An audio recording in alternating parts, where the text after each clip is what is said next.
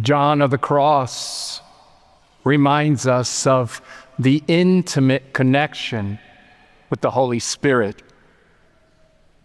He reminds us that we are created for love, for unity, for peace.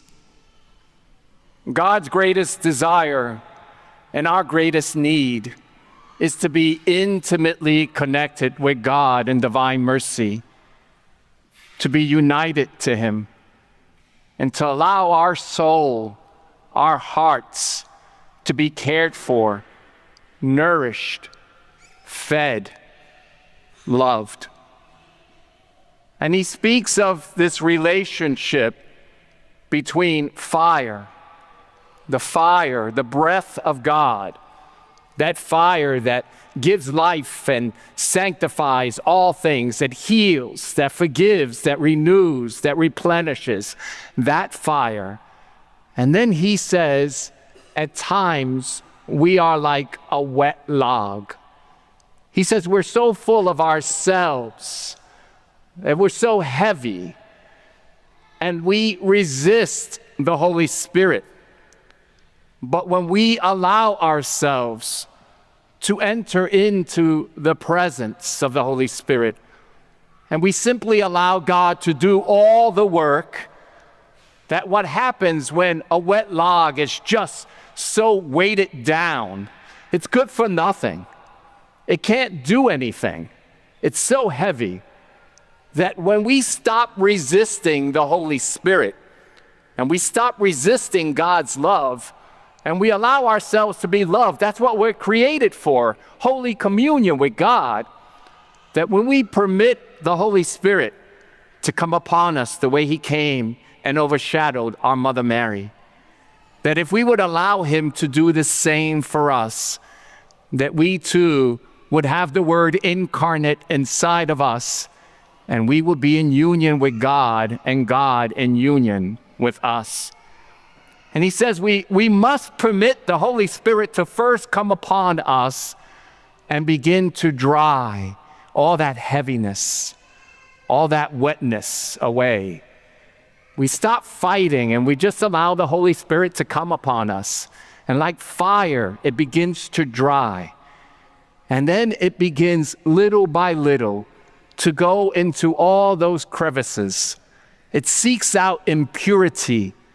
It seeks out all those things that are not part of the fire, that are not part of God's life, do not complement it, but rather oppose God's life. It seeks all that out. And little by little, it brings light to those places of darkness in our lives.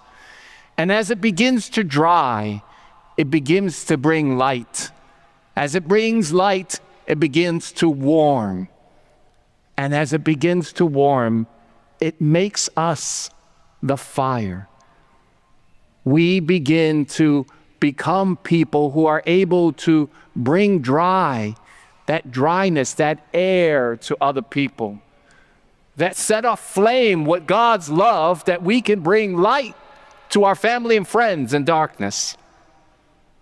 That we too can be that heat for people whose hearts have been cold and are just full of chilled. And we can bring light to their darkness and warmth to their difficulty. That we begin to take on the properties of the Holy Spirit.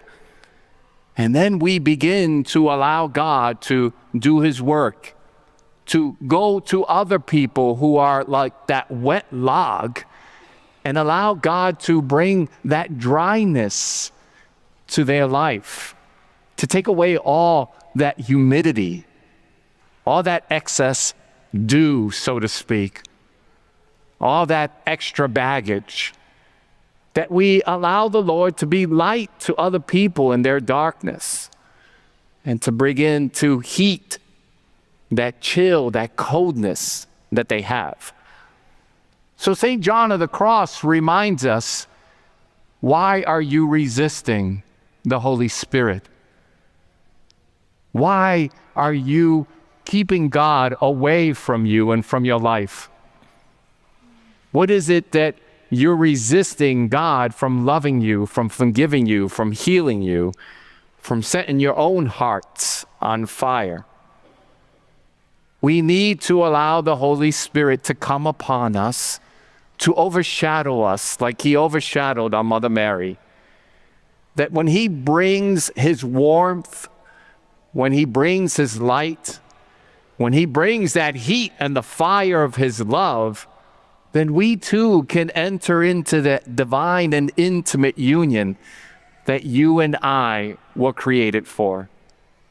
We say, "Come, Holy Spirit," but we put our hands up. We tell God, "Come," but don't. We have to be open to the Holy Spirit.